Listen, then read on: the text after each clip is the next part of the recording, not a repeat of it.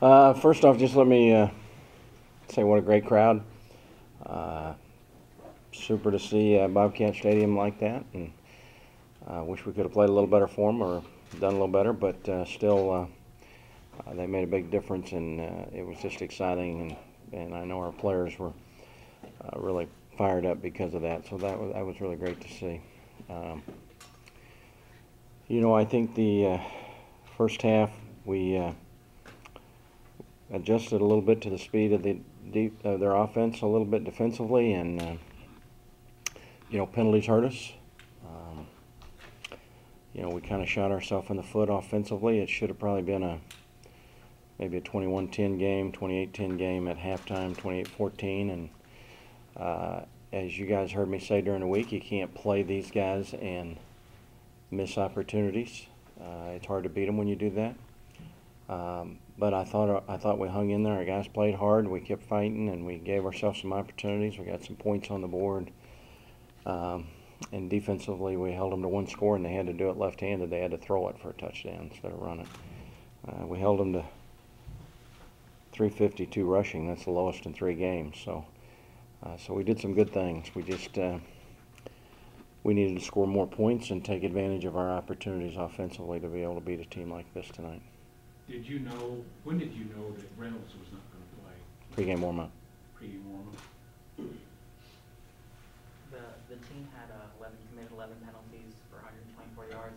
How much of that was nervousness prior to the game, or how much was that maybe just playing in their style? I don't think it was Navy. I just think we played on the edge a little bit and got a couple calls that we didn't agree with. I guess I can say that. And we just when you're playing a good team, we got ourselves in situations where we used our hands too much or did things that you can't do, and you can't do against these guys. Coach, the first penalty you talked about was Tyler and Rob. From the press box, it looked like you may have blown slight fuse on that first penalty. From your view, what did you see, Coach, or what upset you so bad on that penalty with Bradley that kind of started the avalanche of the penalties? I didn't think Bradley deserved a penalty for what he did. And, whether it's tonight or any night when you coach and you drive the ball down and all of a sudden you get to the end zone and flags start flying, you don't feel very good about things, whether it's your kids or whatever it may be. What was his penalty? Unnecessary roughness. Yeah, they said he pushed on the guy when he got up. I think that was it. You scored that touchdown there with, I guess, 8 minutes left in the fourth quarter by Garoppolo. Did you feel like you had some momentum back and you had some confidence back after you scored that touchdown and get it within 14 points there? I don't think we ever lacked confidence. I don't know if I could say we had momentum there because I really felt like we probably needed an onside kick and recover. Because, as they did there on that last drive, they can drain the clock on you. And so I really felt like we needed some more things to happen. But we at least put ourselves in a position where if we could have recovered the onside kick, that maybe we could make it a 28-21 one-possession game.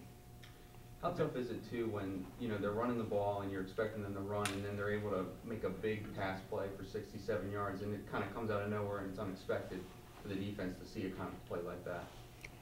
Well, I think our plan going in was to make them do that. See if they can throw it and catch it.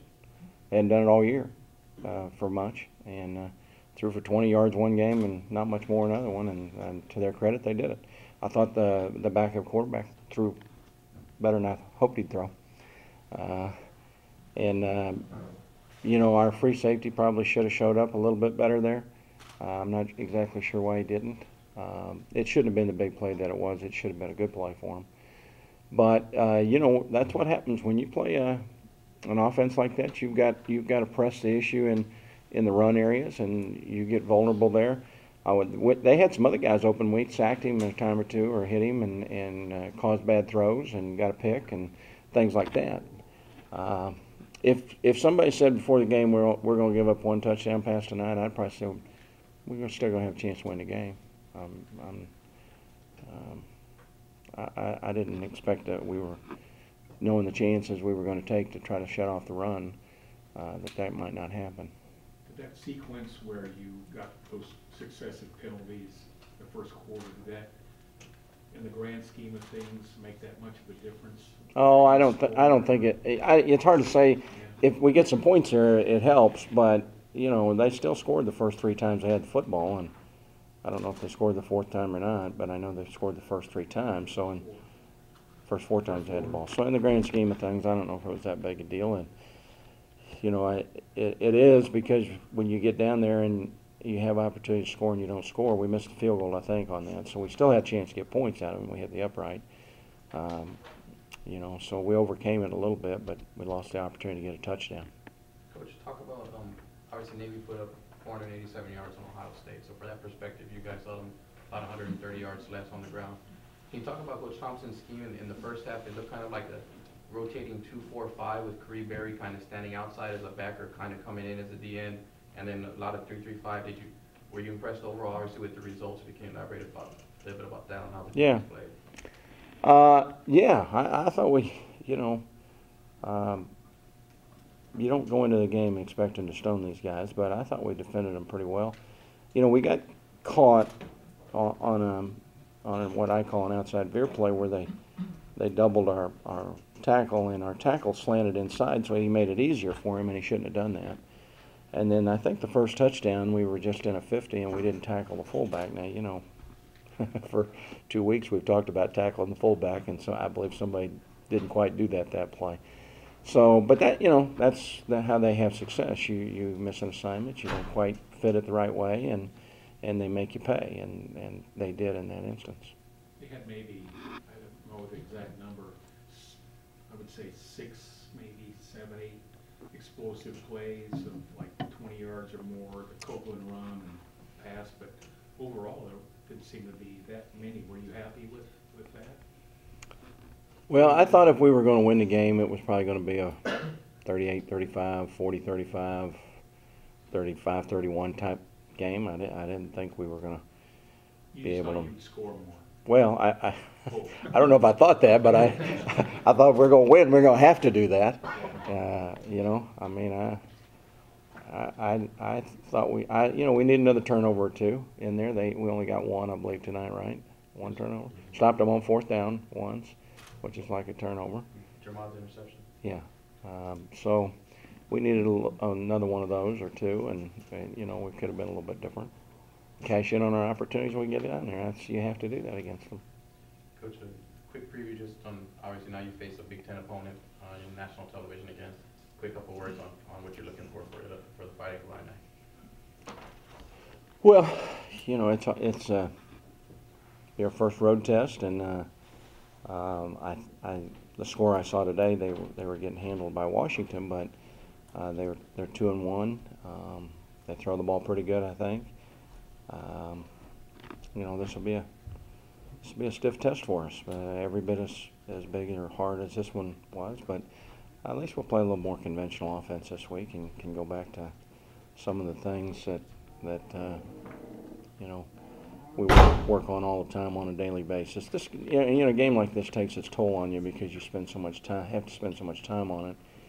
We tried to mix in some work against other things to stay sharp, knowing what we had ahead for us with Illinois this week.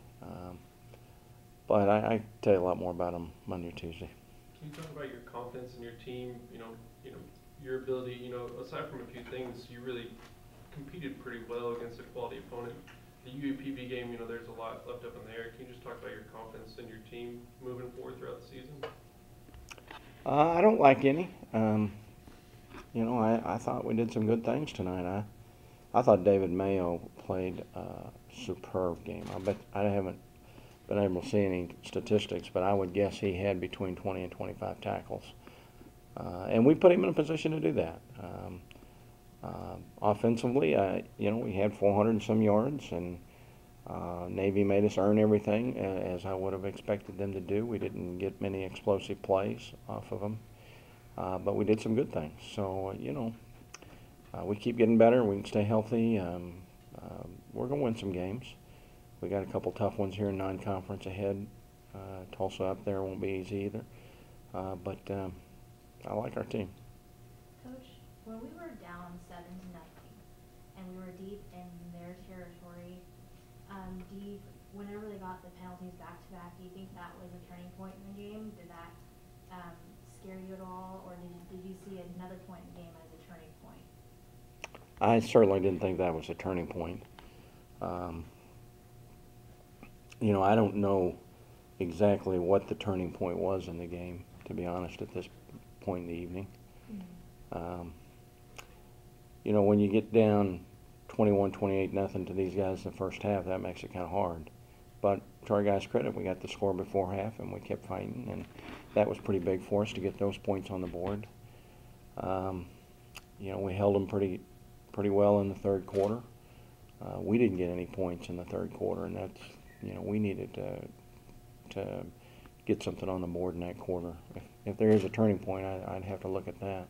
And with the offense, we could move the ball, but why do you think we couldn't get any scores on the board for a while there? We shot ourselves in the foot. We got down there and the penalty or this or that stopped us, and we didn't execute as well. That's Navy's formula to play. You make yards on them, but you don't score a lot of points on them.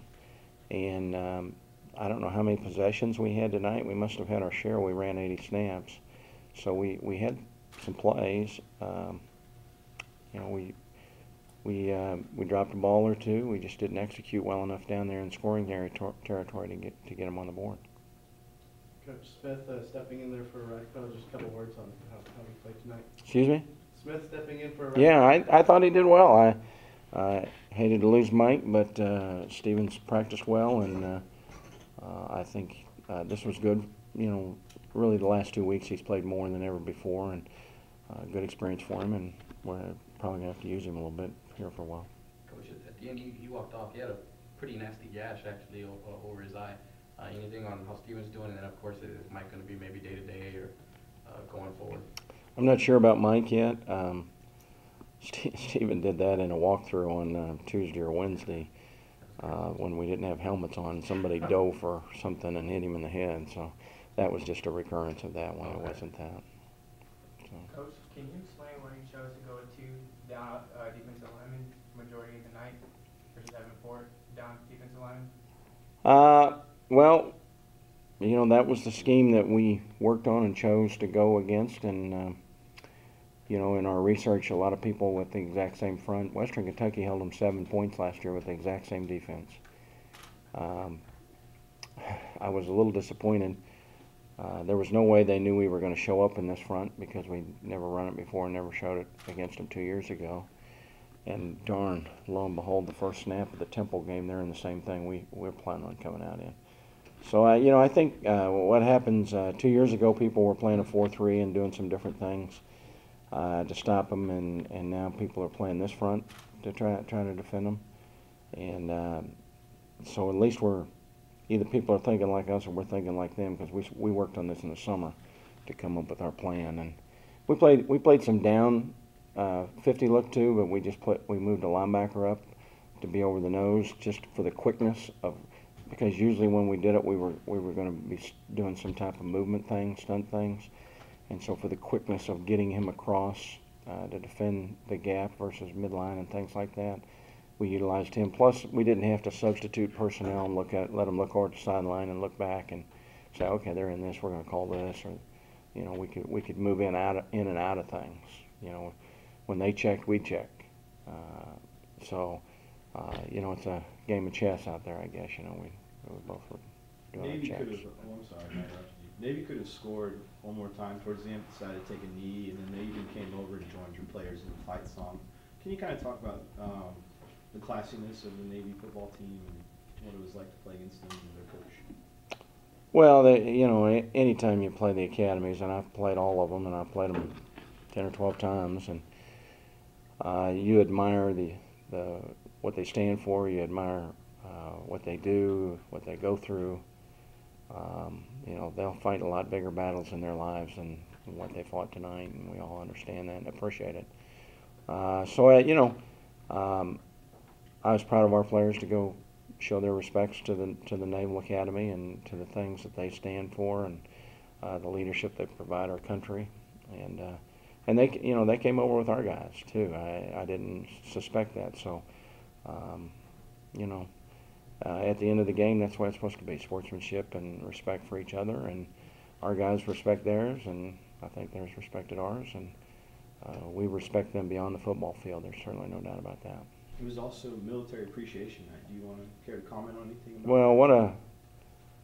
what a week. You know, 9/11 this week, the reunion of that, or reunion, or whatever it is, anniversary, or whatever it may be, and the opportunity to play an academy, and you stop and think about the things that our country is going through now, and what our country went through on that day, and we can all remember where we were and what we've gone through, and